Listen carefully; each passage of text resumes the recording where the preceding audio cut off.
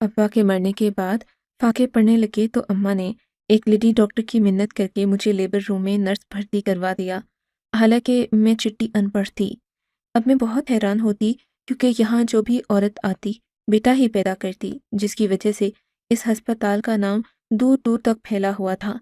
लेकिन अजीब बात यह थी कि जो भी औरत अंदर आती, बाहर खड़ा चौकीदार मुझे एक तौलिया पकड़ाता और सख्ती से कहता कि ये तौलिया औरत के पेट पर डालकर केस करवाना तो वाकई में बेटा पैदा होगा, वरना तो खातून मर जाएगी। वाकई जब तौलिया डालकर केस करवाती तो लड़का ही पैदा होता। एक दिन चौकीदार की बीवी बच्चा पैदा करने के लिए लेबर रूम में आई, तो उस दिन चौकीदार ने मुझे तौलिया नहीं दिया। मुझे शक हुआ, चौकीदार को काम से भेजकर फौरन वो तौलिया उसकी बीवी पर डाल दिया। लेकिन कुछ ही लम्हे बाद मेरी आंखें फट पड़ीं जब आज भी मेरी आंखों ने ऐसा मंजर देखा था जिसे बयान नहीं कर सकती थी। मैं एक नर्स थी और एक अस्पताल में काम करती थी। ये एक अजीब तरह का अस्पताल था जहाँ पर ऐसी हरकत होती जो देखने और सुनने में नहीं आती थी। जो भी औरत आती उसका सिर्फ बेटा ही पैदा होता। ये सब इस अस्पताल के चौकीदार की बदौलत था, क्योंकि वही कुछ ऐसा करता जिसे यहाँ आने वाली हर औरत बेटा ही पैदा करती। लेकिन आज जो यहाँ पर हुआ था वो देखकर मैं वाकई हैरान रह गई। सोचने लगी, ऐसा कैसे हो सकता है? एक चौकीदार ऐसा क्या कर सकता है कि उसकी वजह से अस्पताल में आने वाली हर औरत बेटा ही पैदा करे। मेरा नाम आसिया है। मेरी उम्र सिर्फ 15 साल थी जब मेरे वालिद साहिब इस दुनिया से चले गए। हम 7 बहनें थीं और अम्मी बहुत बीमार रहतीं। 7 बच्चे पैदा करने के बाद वैसे भी औरत में क्या रह जाता है, वो घर के काम कर ही लेती है, यही बहुत था। वालिद साहिब के जाने के बाद कुछ दिन के लिए तो रिश्तेदारों ने साथ दिया, फिर उसके बाद नौबत यहाँ तक आ गई कि घर में फाके पड़ने लगे। पहले तो कुछ हफ्ते गुजार लिए, लेकिन अब तो बेचने को भी कुछ न था। हमें कोई पढ़ा लिखा भी नहीं था, क्योंकि अब्बू की ज़िंदगी में भी उनके पास इतने पैसे नहीं थे कि वो हमें स्कूल भेजते और हमारे खर्चे उठा सकते। वो तो बस 2 वक्त की रोटी पूरी करते, पढ़ाई के अखराजात कहाँ से उठाते। हम सारे सफ़ेद अनपढ़ थे। मेरी छोटी बहनों में से आखिरी 2 बहनें तो फिर भी स्कूल जा रही थीं, क्योंकि गवर्नमेंट स्कूल। लेकिन हमारी बारी में तो ये सहूलत भी ना थी। अम्मी की एक दोस्त थी जिसने मुझे एक अस्पताल में नर्स रखवा दिया। ये सब कैसे हुआ, ये भी मुश्किल सी बात थी जिसे समझना मुश्किल था, जबकि मैं अनपढ़ थी। लेकिन किसी तरह ये काम हो गया। अम्मी न जाने कितने लोगों की मिन्नतें करती होंगी, क्योंकि मेरी अम्मी के पास देने को कुछ भी नहीं था, यहाँ तक कि रिश्वत भी नहीं थी। पर किसी तरह मेरी नौकरी अस्पताल में लग ही गई। मैंने कसम खाई कि अपना काम पूरी ईमानदारी से करूँगी, सब मरीजों का ख्याल रखूँगी। मेरा पहला दिन, जिसका वक्त करीब आ गया था, उसका बच्चा इस दुनिया में आने वाला था, वो बेचारी बहुत बुरे हाल में थी। डॉक्टर ने मुझे कहा कि केस करना है, कमरा सेट करो, ज़रूरत की सारी चीज़ें रखो। इतना तो मुझे वहाँ की लड़कियों ने भी सिखा दिया था कि कौन सी चीज़ कहाँ पर रखनी है, कहाँ से उठानी है। अगर मैं इतना ही कर लेती तो यही काफ़ी था। लेकिन अचानक ही लेबर रूम में चौकीदार दाखिल हुआ, जबकि यहाँ पर किसी मर्द को दाखिल होने की इजाज़त नहीं होती थी। पर वो दरवाजे तक आया था। उसने मेरे हाथ में एक अजीब चीज़ पकड़ाई, कहा, इसे रख कर केस करना तो सिर्फ बेटा ही पैदा होगा, नहीं तो औरत की जान को खतरा है, औरत मर जाएगी। मैंने वो शॉपर हाथ में पकड़ लिया। सोचा ये कोई दवा या ट्रिप होगी। वैसे भी मुझे इन चीज़ों का ज़्यादा नहीं पता था, लेकिन जब उसने कहा औरत पर डालकर केस करना, तो मेरे दिमाग में ऐसी कुछ चीज़ आ रही थी, क्योंकि दवाइयाँ या तो लगाई जाती हैं या फिर दी जाती हैं। मेरे हाथ में वो शॉपर था। डॉक्टर ने भी शॉपर को देखा और कहा, हाँ चलो ठीक है, ये चीज़ भी आ गई, इसे निकाल कर औरत पर रखो।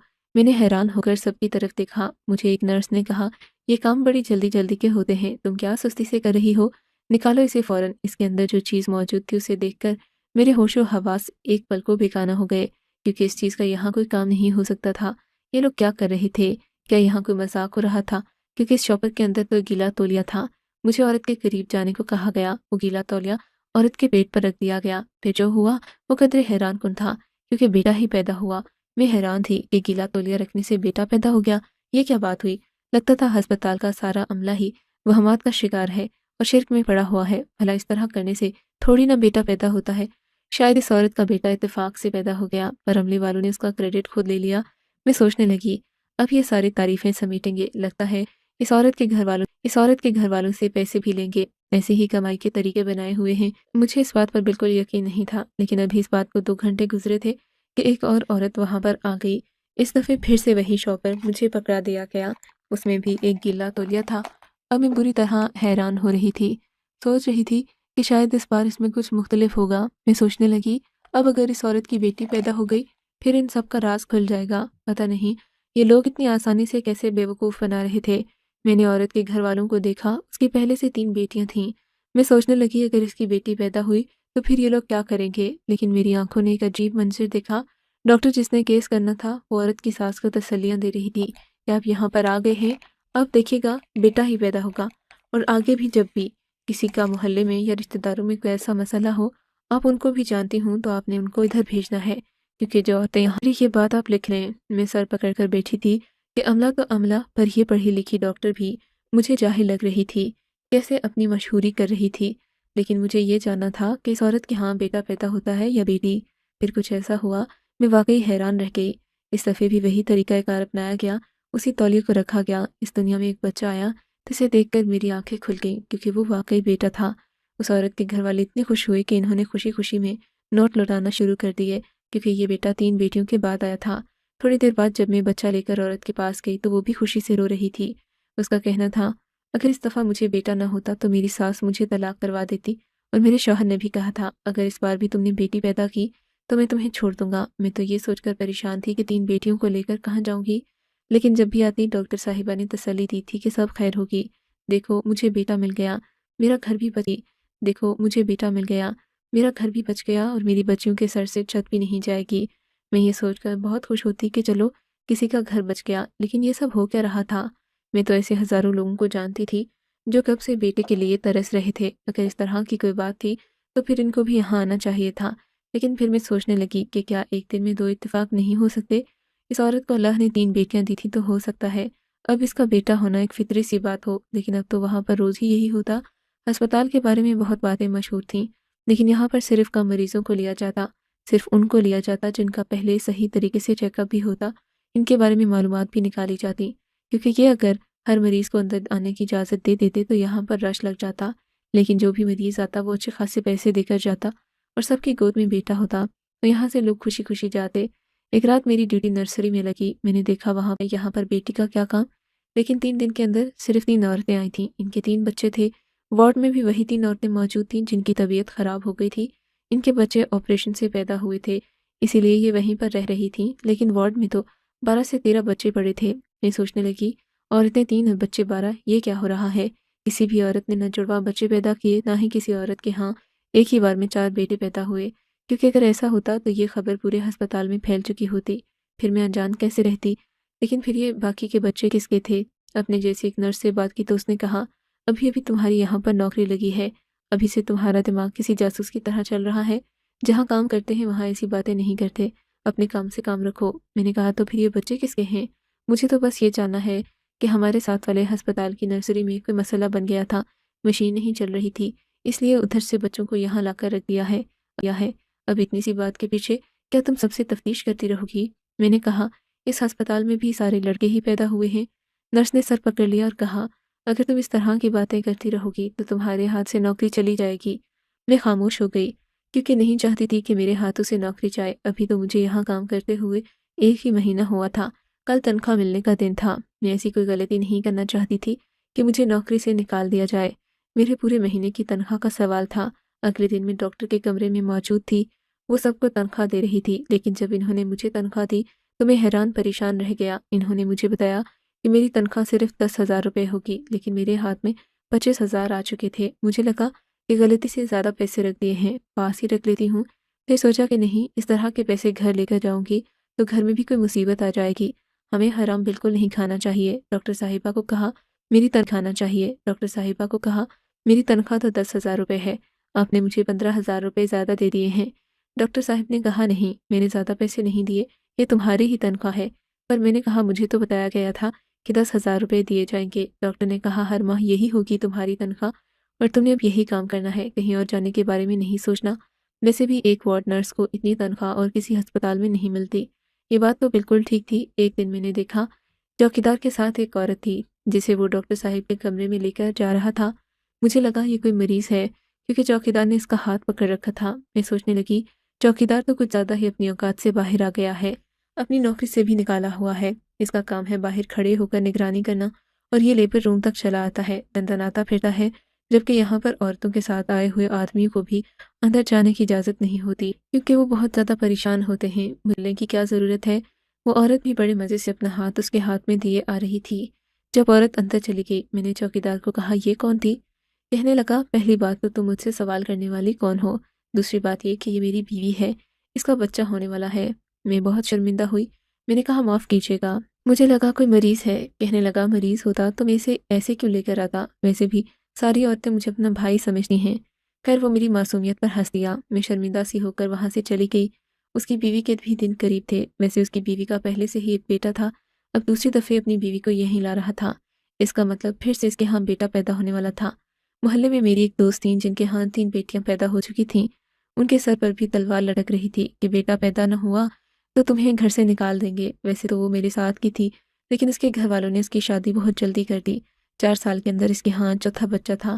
وہ ہرساتا، میں نے کہا تو میرے والے ہسپتال میں چلو، ابھی تمہارے دن بھی آنے والے ہیں، دیکھ لینا تمہارے ہاں بیٹا ہی پیدا ہوگا۔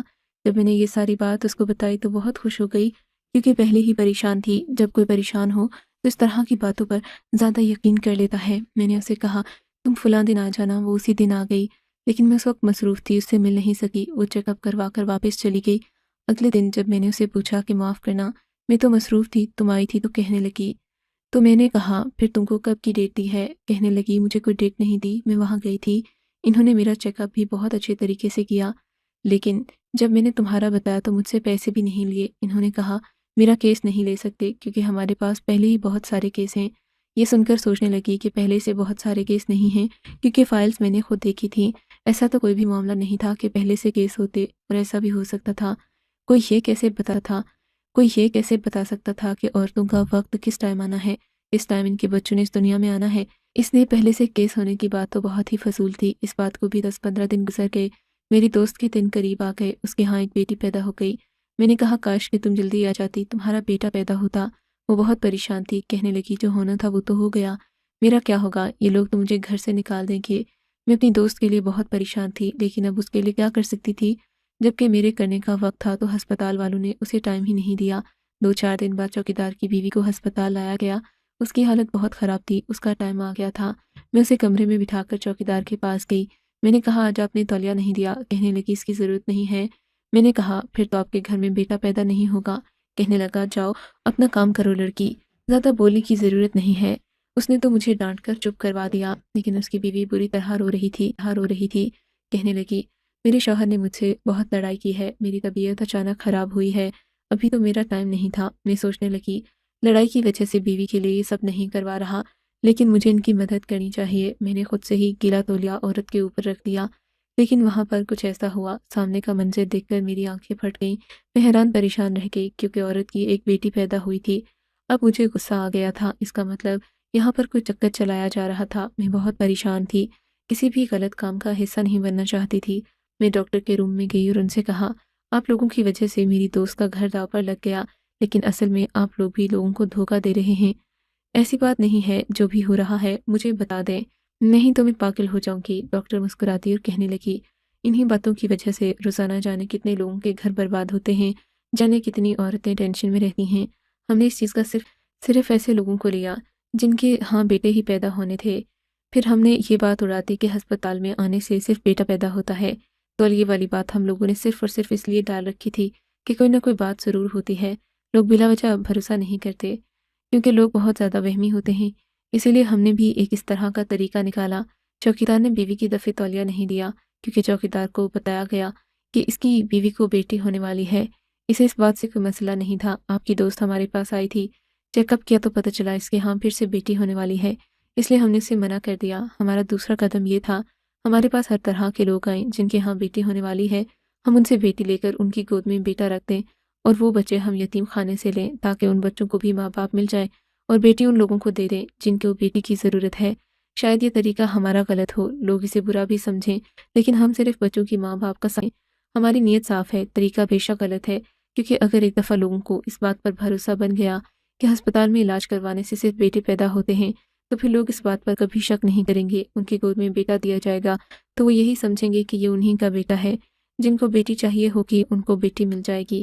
ہم ایک بہت بڑے پروجیکٹ پر کام کر رہے ہیں، ہمارے ساتھ بہت سے لوگ ملے ہوئے ہیں، ہم یہی سمجھتے ہیں کہ ہم انسانیت کی خدمت کر رہے ہیں، باقی دنیا ہمیں جو بھی کہے، اس لیے ہم یہاں کے عملے کو بہت زیادہ تنخواہیں دیتے ہیں تاکہ یہ عملہ کل کو ہمارے ساتھ مل جائے گا اور ان کو ہم اپنے سارے راز بھی بتا دیں گے۔ اگر تم ہمارے ساتھ مل کر یہ کام کرنا چاہتی ہو تو بہت اچھی بات ہے، اگر جانا چاہتی ہو تو جا سکتی ہو، لیکن بس تم سے گزارش ہے کہ یہ بات کسی اور کو نہ بتانا۔ اگر تمہیں لگے ہم یہ غلط کر رہے ہیں تو بے شک تم کل سے کام پر مت آنا، لیکن اگر تمہیں لگتا ہے ہم ٹھیک کر رہے ہیں تو پھر تم ہمارے ساتھ کام کر سکتی ہو۔ میں یہ بات سن کر ہمارے ساتھ کام کر سکتی ہو میں یہ بات سن کر حیران رہ گئی۔ یہ دنیا میں کیا ہو رہا ہے؟ لوگ اس طرح کی حرکتیں بھی کر سکتے ہیں؟ واپس اپنے گھر آ گئی، ساری رات سوچتی رہی، سو نہیں سکی، لیکن صبح صبح اپنا بیگ اٹھا کر ہسپتال کی طرف روانہ تھی، کیونکہ کہیں نہ کہیں میں جانتی تھی کہ اس میں کچھ بھی غلط نہیں تھا۔